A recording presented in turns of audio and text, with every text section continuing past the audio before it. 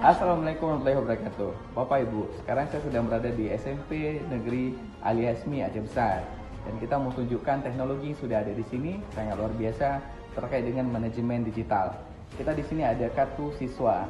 Kartu ini nantinya akan menjadi alat absensi, penilaian, pengawasan dan juga sebagai alat bayar di kantin sekolah Ali Hasmi Aceh Besar.